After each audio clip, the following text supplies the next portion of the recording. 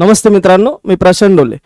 आताच आरआरबी बद्दल थोडीशी माहिती आपल्याला घ्यायची, कारण आता जॉइनिंग येईल, रिझल्ट लागेल पा।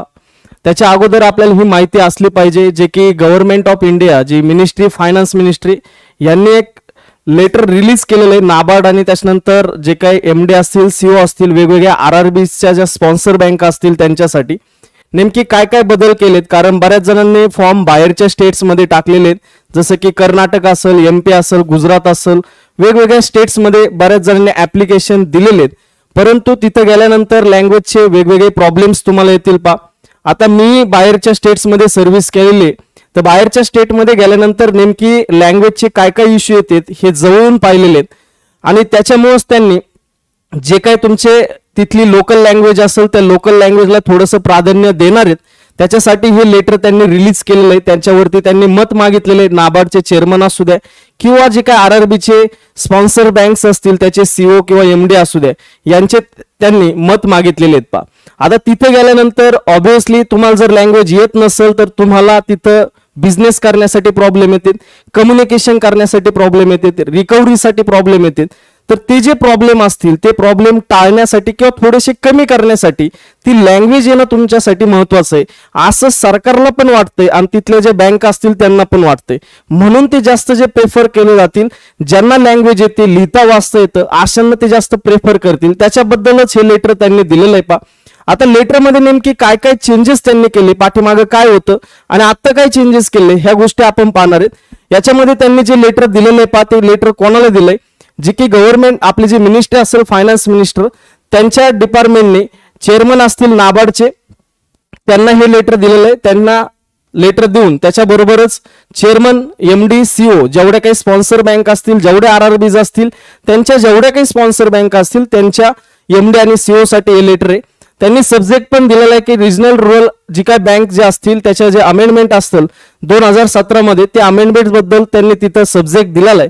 पण आपल्याला महत्त्वाचं काय काय याच्यामध्ये, तर पहा त्यांनी सांगितलेलं आहे की याच्यामध्ये त्यांनी सांगितलं की जी काय आपण रिक्रुटमेंट करतो कॅन्डिडेटची, जे की स्केल 1 असू द्या, त्याच्यानंतर तुम्ही क्लर्क लेवल असू द्या, यांच्यासाठी लोकल लँग्वेज जी असेल, local proficient in local language, म्हणजेच तुम्ही त्याच्यामध्ये निपुण असले पाहिजे, त्याच्यात तुमचं काहीतरी कौशल्य असलं पाहिजे। याचं कारण असं त्यांनी पुढे पण दिले, कारण increasing operational efficiency in RRBs through the better customer connect of A rural semi urban areas. कारण तुम्ही त्या जर रुरल भागात जर गेले, आता जर समजा महाराष्ट्रातच पहा, महाराष्ट्रात जर रुरल भागामध्ये गेले तर तुम्हाला इंग्लिश कोणी बोलणार दिसणार नाही, हिंदी कोणी बोलणार दिसणार नाही, म्हणजे त्या जे काही तुमचं स्टेट असेल त्या स्टेटची तुम्हाला लँग्वेज आली पाहिजे। कारण ह्या बँका रुरल भागामध्ये, ग्रामीण भागामध्ये तिथल्या लोकांशी जास्तीत जास्त आपल्याला कनेक्ट ठेवता आला पाहिजे। त्याच्यामुळे तुमचं काय होईल, बिझनेस तर वाढेलच, त्याच्यानंतर एनपी रिकव्हरीला सुद्धा मदत होईल। म्हणून इथं लँग्वेज जी असेल ती लँग्वेज तुम्हाला आली पाहिजे, बरोबर। त्याच्यानंतर पहा, जे काही तुमचे रूल्स असेल 2017 नुसार, ऑफिस असिस्टंट म्हणजे जे काही क्लर्क लेवल असेल ग्रुप बी, आणि त्याच्यानंतर जे काही स्केल 1 म्हणजे पीओ लेवलची ग्रुप ए, यांच्यासाठी काय काय नियम आहेत ते पहा। मागच्या वर्षी किंवा आता सध्याचे जे लागू नियम आहेत ते पहा कशा प्रकारे आहेत। आता याच्यामध्ये पहा त्यांनी थर्ड शेड्यूल वगैरे हे दिलेलं आहे, परंतु नियम काय होता की तुम्ही जे काही कॅन्डिडेट अप्लाय जर बाहेरून केलं, समजा महाराष्ट्राचा कॅन्डिडेट आहे, त्याने जर समजा कर्नाटकमध्ये अप्लाय केलं तर कर्नाटकमध्ये कन्नड चालते, मग त्याला कन्नड आली पाहिजे। मग त्याने जर ऍप्लिकेशन जर दिलं तर त्याच्यासाठी क्रायटेरिया होता, जो कोणी कॅन्डिडेट बाहेरच्या स्टेटमधून तिथे अप्लाय करत असेल किंवा कोणी जो काही अप्लाय करत असेल त्याची 8वी जी काही तुमची शाळेमध्ये 8वी जे असेल, 8वी किंवा बोर्ड एज्युकेशन किंवा स्कूलमध्ये तुम्हाला त्या पर्टिक्युलर लँग्वेजचा सब्जेक्ट असला पाहिजे किंवा तुमच्या त्या मार्कशीटवर मेन्शन असलं पाहिजे, असा पहिला नियम होता। त्याच्यानंतर जर समजा तुमच्या कुठल्याही सर्टिफिकेट वरती किंवा तुम्हाला कुठलाही विषय त्या लँग्वेजचा नसेल तर तिथं पुढे ते मग ऍप्लिकेशन टाकू शकत होता का, तर टाकू शकत होता। Candidate not having proficiency in local language at the time of A selection, जर समजा नसेल त्याच्याकडे कुठल्याही प्रकारचं सर्टिफिकेट नसेल तर त्याला 6 महिन्याचा टाइम दिला जात असे, 6 महिन्याचा टाइम। आणि 6 महिन्याचा टाइम जे काही जॉईनिंग डेट पासून तुमचा 6 महिन्याचा टाइम दिला जात असे। कशासाठी दिला जात असे की जी काही तुमची लँग्वेज असेल ती लँग्वेज शिकण्यासाठी, त्याच्यानंतर समजण्यासाठी, अंडरस्टँडिंग होण्यासाठी, लिहिण्यासाठी आणि समजण्यासाठी, याच्यासाठी तुम्हाला जॉईनिंग डेट पासून 6 महिने दिले जात असते. त्याच्यानंतर जर समजा तुम्हाला त्या 6 महिन्यात जर लँग्वेज जमलीच नाही तर पुढे काय, पुन्हा परत 6 महिने एक्सटेंड केलं जात असे. असं एक्सटेंड केल्यानंतर पुन्हा तुम्हाला त्या 6 महिन्यात म्हणजे जवळपास 12 महिन्यापर्यंत ती लँग्वेज आली पाहिजे, असं त्यांचा क्रायटेरिया होता. आणि जर समजा वाढून सुद्धा तुम्हाला जर लँग्वेज आली नाही तर तिथं पुढं तुम्हाला तिथं एक्सटेन्शन पुढे दिलं जात नाही, हे लक्षात ठेवा. एक्सटेन्शन दिलं जात नव्हतं कुठल्याही प्रकारचं. provided that no such extension shall be granted beyond the probation period. Probation period संपेपर्यंत तुमचे लँग्वेज तुम्ही शिकू शकत होता, त्याच्या पुढे तुम्हाला एक्सटेन्शन दिलं जात नव्हतं. म्हणजेच तुम्हाला तिथपर्यंत लँग्वेज शिकणं गरजेचं होतं, म्हणजे तुमच्या प्रोबेशन पिरियड पर्यंत. हे पहिला नियम होता. त्याच्यानंतर आता त्यांनी त्याच्यावरती जी कमिटी असेल, rule constitution of A committee, याच्यामध्ये त्यांनी भरपूर काय सांगितलेलं आहे. आपल्याला महत्वाचं काय काय ते पहा. जे की त्यांनी सांगितले जी लँग्वेज असेल त्या लँग्वेज मध्ये तुम्हाला 6 महिन्यापर्यंत तुम्हाला ती लँग्वेज आली पाहिजे डेट ऑफ जॉईनिंग पासून. जर नाही आली तर पुढचे 6 महिने एक्सटेन्शन, प्रोबेशन पिरियड पर्यंत तुम्ही ती लँग्वेज शिकले पाहिजे. पण आता सध्याचं जे त्यांनी लेटर दिलेलं आहे त्याच्यामध्ये काय सांगितलं त्यांनी, नेमकी कशा प्रकारे आता नियम थोडासा चेंज झालाय ते पंपा. याच्यामध्ये त्यांनी सांगितलं proficiency in a local language मध्ये काय नेमकी बदल झाले तर पहा.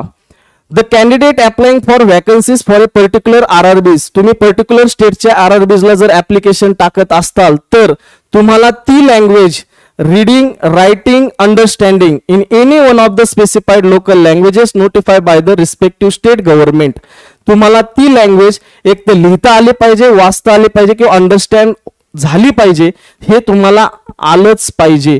State government candidates who have study specified local language that RRB standard 10th और अबव बोर्ड्स, जर तुमच्या सर्टिफिकेट वरती ती पर्टिक्युलर लँग्वेज जर असेल तर काहीच प्रॉब्लेम नाहीये.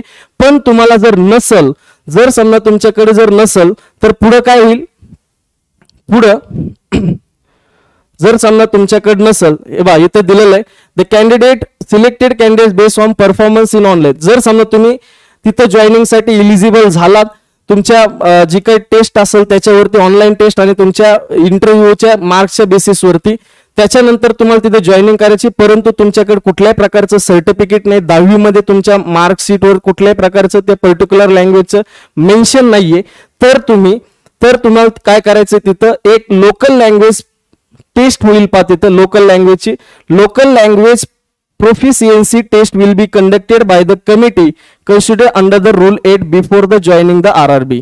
जॉईनिंग करायच्या अगोदर तुमच्यासाठी एक टेस्ट ठेवली जाणार आहे, ती टेस्ट तुम्हाला द्यावी लागणार आहे. कोणाला द्यावी लागणार आहे, ज्याच्याकडे 10वीच्या सर्टिफिकेट वरती, फॉर एक्झाम्पल महाराष्ट्राचा कॅन्डिडेट आहे, ते कर्नाटक मध्ये जातोय, त्याच्या मार्कशीटवर कन्नडचा कुठल्याही प्रकारचं मेन्शन नाही, मग त्याला काय जॉईनिंग देणार नाही का, तर जॉईनिंग देणार. पण जॉईनिंगच्या अगोदर त्याच्यासाठी एक टेस्ट कंडक्ट केली जाणार, त्याच्यात तुम्हाला पास व्हावं लागेल. तर हा थोडासा चेंजेस आहे. इथं तुम्हाला कुठल्याही प्रकारची टेस्ट द्यावी लागत नव्हती, इथं तुम्हाला एक्सटेन्शन द्यावं लागत होतं की एक शिकण्यासाठी तुम्हाला वेळ दिला जात होता. इथं तसा वेळ नाही, जॉईनिंगच्या अगोदरच तुमची टेस्ट तिथं घेण्यात येईल आणि त्याच्यानंतर ती टेस्ट तुम्हाला पास करावी लागणार आहे. तर हेच थोडेसे चेंजेस तुमच्यासाठी होते. हे सरकारने आपले जे नाबार्ड असेल, त्याच्यानंतर जे काही स्पॉन्सर बँकची MD किंवा CEO असतील यांच्यासाठी हे लेटर लिहिलेलं आहे. आणि याच्याबद्दलचे मत त्यांनी किती तारखेपर्यंत मागितलेले, 2/12/2024 या तारखेपर्यंत त्यांनी त्यांचे मत मागितलेले आहेत की नेमकी हा जो बदल आपण करतोय या बदलासाठी तुमचे काय ओपिनियन आहे, हे 2/12/2024 पर्यंत त्यांना सांगायचे. कोणाला, मिनिस्ट्री ऑफ फायनान्सला. तर त्यांनी हे लेटर रिलीज केलंय. एवढाच चेंजेस झालाय, फक्त घाबरून जायचं नाही. आपल्याला अजून जर समजा तुम्ही सिलेक्ट होत असताल, तुम्हाला वाटत असेल की मी कर्नाटक मध्ये सिलेक्ट होतोय, मी जर आता हिंदीचा तर काही प्रश्न नाही, पण गुजरात मध्ये सिलेक्ट होतोय, गुजराती आली पाहिजे, तर तुमच्याकडे आतापासून 1-1.5 महिना आहे, तर तुम्ही चांगली प्रॅक्टिस करू शकतात. अशा टेस्ट, आणि टेस्ट एकदम सिंपल असतात. आता मी SBI मध्ये पाहिले, की SBI मधले आपले काही स्टुडंट्स आहेत जे की ऍग्रिकल्चरचेच आहेत, परंतु SBI क्लिरिकल झाले, त्यांना पण टेस्ट होती, परंतु टेस्ट एकदम नॉर्मल, सगळ्या गोष्टी व्यवस्थित होत्या. त्याच्यामुळे असा लोड घ्यायचा काही विषय नाही, तुम्ही पास इझिली होऊ शकतात. पण आपल्याला थोडीफार प्रॅक्टिस तिथं करावी लागणार आहे, रायटिंग, रीडिंग आणि अंडरस्टँडिंगची. ठीक आहे, तर एवढेच बदल तुमच्यापर्यंत पोहोचायचे होते, एवढे चेंजेस झालेले आहेत. तर आपण ज्या स्टेटमध्ये अप्लाय केलं ती लँग्वेज आत्तापासूनच ते जे YouTube असेल त्याच्यावरती व्हिडिओ पाहायला सुरुवात करा. ठीक आहे, एवढीच माहिती तुमच्यापर्यंत पोहोचायची होती. इथं थांबूया. धन्यवाद. थँक्यू.